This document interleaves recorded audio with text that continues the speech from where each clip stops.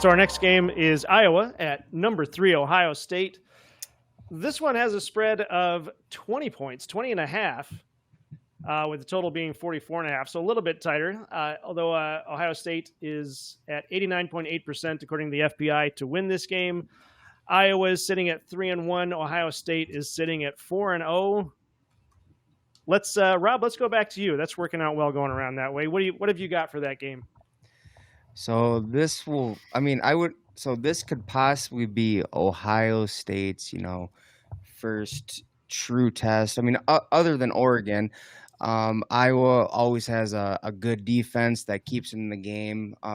One thing to note is Iowa was ranked number 1 in production. I think they returned 19 out of 22 starters. But again, like their offense, seems to be lacking. They have a check down. Is Cade healthy now? Is he playing? I haven't been able to watch Iowa that much. Oh, I'm not sure actually. Okay. Touchdown, David Montgomery.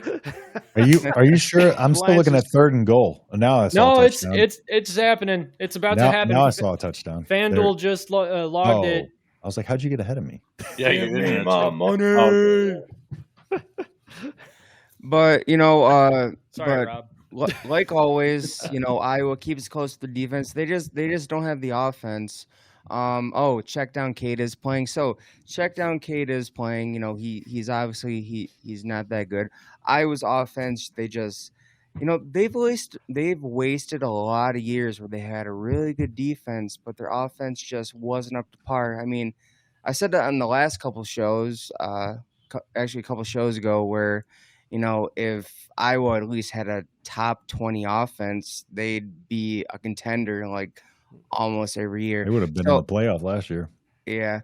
So I think that Iowa keeps it close about the mid third, and then Ohio State just starts pulling away. But I have Ohio State winning this 32-17.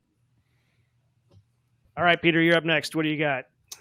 man alive. I see this game kind of going similar to how the 2022 game went in the Horseshoe with the CJ Stroud-led offense. I think we had 10 points at the break, and then we ended the game with 54. We won't quite score that much. It was 54-10 final, I think, and Buckeye fans were tweeting at halftime. Trust me. But then they took care of business in the second half. Caleb Johnson is an explosive back. I think it's between him and Quinshawn for who is the best back in the Big Ten, in my opinion. He's a phenomenal tailback. And it's maybe not so interesting stat, but kind of expected. 3 of the top 5 pass catchers of the Hawkeye offense are tight ends.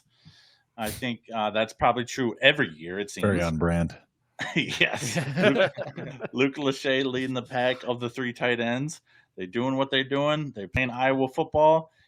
Different offensive coordinator, same results because it's Kirk Ferentz at the top of the food chain. And I think he just wanted to take some heat off his son. So the Hawkeyes probably don't stand much of a chance in the Horseshoe on Saturday. Although I do respect Iowa's defense, they're not playing, I think, as well as they did last year, in my humble opinion. Maybe that's not backed up by stats. I definitely want to hear from Justin on that, just see what their defense is grading out at. But I think this one is probably 44-9 when all things are considered. I do not have the Hawkeyes reaching the end zone in this football contest. So Buckeyes won it nicely, 44-9. Ooh, 44-9. All right. So Could I call out like someone in the comments section real quick? It's not anything bad. So Sure. Boris Warner said a couple comments ago that, I think he said that Ohio State was going to beat Oregon, but then he picked Iowa to beat Ohio State. So, I mean, it's kind of like a lopsided, but go on. All right, Justin, you're up next. What do you got? Yeah, so I saw a stat earlier about Ohio State. So they have they're third in the FBS in yards per carry, and they are already at half of their rushing total from all of last season. So that'll put it in perspective just how good Ohio State's rushing offense has been. Jeremiah Smith has been incredible, of course. The thing about Iowa, their offensive line is incredible. Go figure, no surprise there. But Ohio State hasn't been far off in terms of just how they've graded out against. It's very, very similar in terms of, I mean, Ohio State's a couple of numbers below Iowa in terms of their offensive line. So Ohio State's offensive line has been incredible. Thing about it is just simply Ohio State is a two-dimensional offense. They can do more things and they can put more stress on the defense. And Iowa's defense, to your point, when looking at their numbers, they haven't been tackling as good. Their pass rush isn't there. They're great in coverage, but their run defense is, the pass defense is better than the run defense, and they've also given up more explosive plays than they had all of last season. So there are a few things there in terms of the nuances of Iowa's defense, but overall, just systematically as a defense, they're still good in terms of just limiting,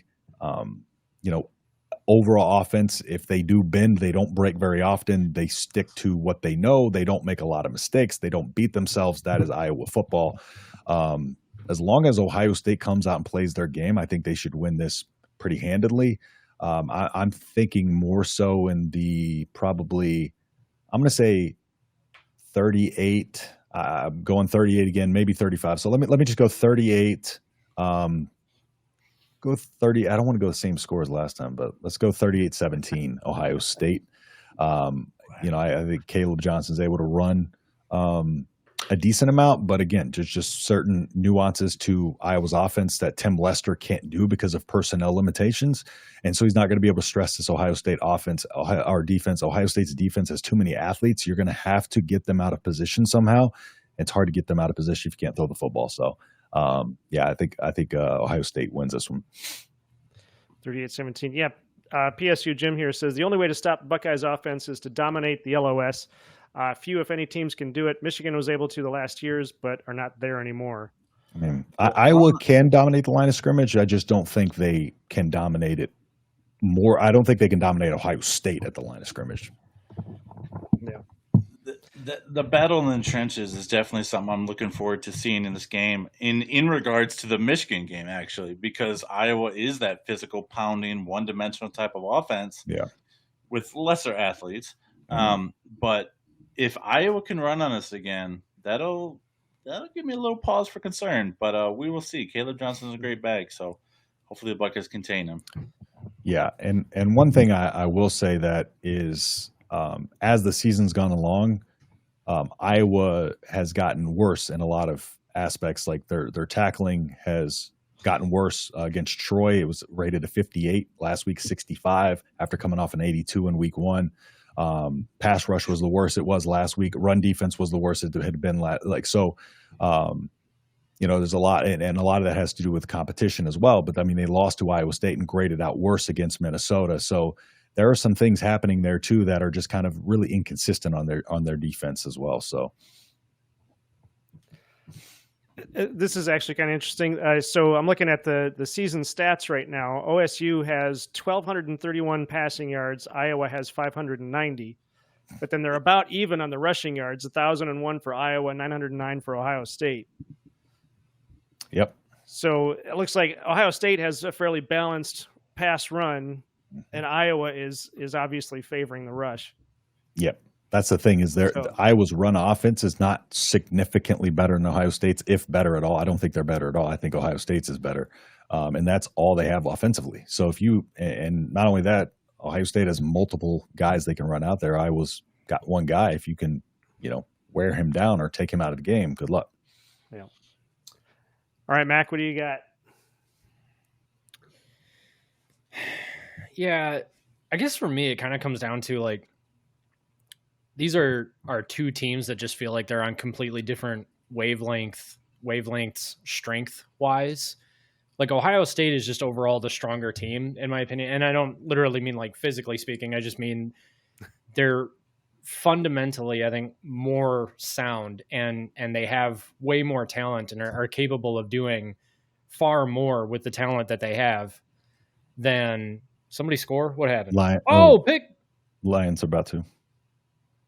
Just wanted to give you a heads up since you were talking. I appreciate that. Thank you.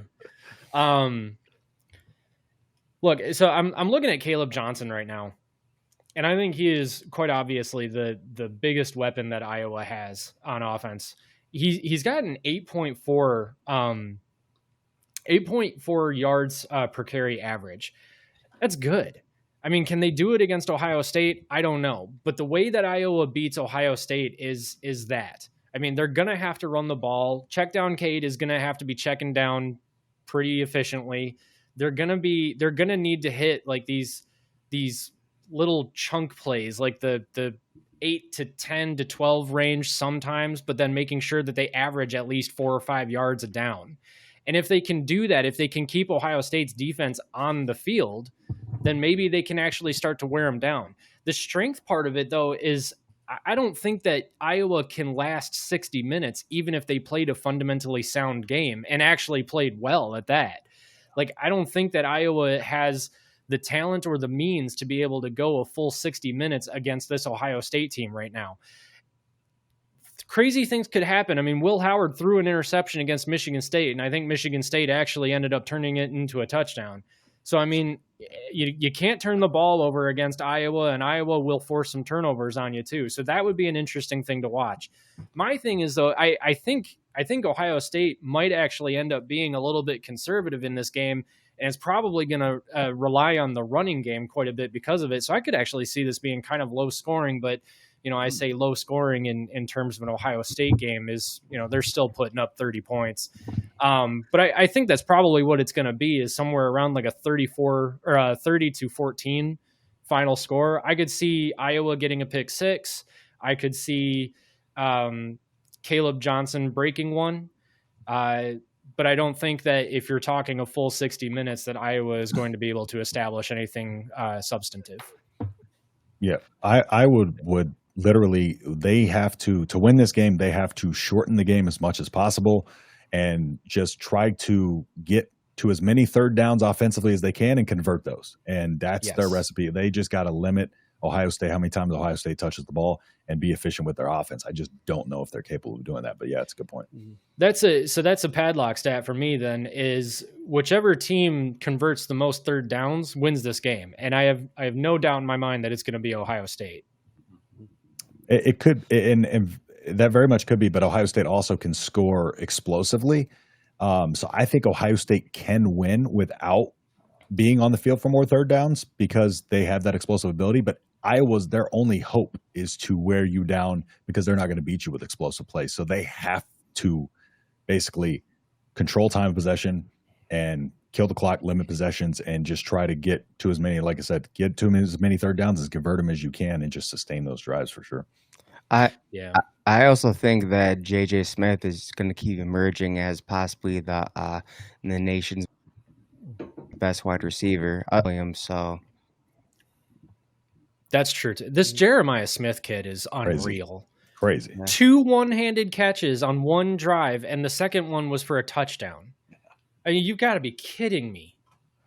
Was he the guy I think I saw in the previews where he jumped up about 6 feet in the air, did the one-handed catch, pulled it in, and then fell to the ground? Yeah, that was him. Man, yeah, that's amazing. That kid's a true freshman, right? Yeah, I think he was the highest rated wide receiver recruit since I think Julio Jones. Looks it.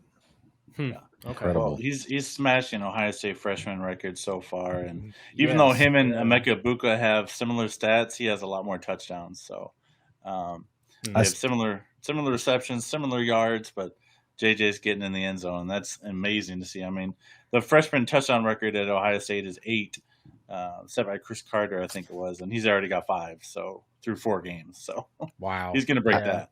I think JSN, though, if he would have played as a true freshman, could have definitely shattered that because he was really good. He's pretty phenomenal too. Yeah. Let me ask you guys something though. So I'm curious what you think. In years past, the thing with Iowa's defense is that they were so fundamentally sound and so good at keeping the play in front of them that you really couldn't break explosive plays. The only thing that you could do is play the game that Iowa wanted to play, but you had to play it better. And that was something that you saw in 2019 with Michigan. We went to that game and it ended 10-7. Why did it end 10-7? Because Iowa and Michigan were playing the same game. They were both running the freaking ball and turning over or throwing interceptions after interception. So there was no big plays to be spoken of. It was just Michigan was better on the ground that day, better in the trenches. If Iowa's defense can play that type of game, and if they're strong enough to play that type of game, I'm thinking Ohio State ends up wanting to play a little bit more conservative, used Quinshon Judkins and Travion Henderson a little bit more. Do you guys think Iowa could possibly do that with this year's roster? So are you talking about like keeping it close until the end, or I mean they could do that, but I think if they can't do drives on like long drives on offense to keep their defense fresh, I think that wears off a bit, and that's where the comes in play. Yeah. They'll need to force a couple turnovers for that to happen. Sam Hartman's looking downfield for Adrian. Turner almost has a one-handed catch. Almost.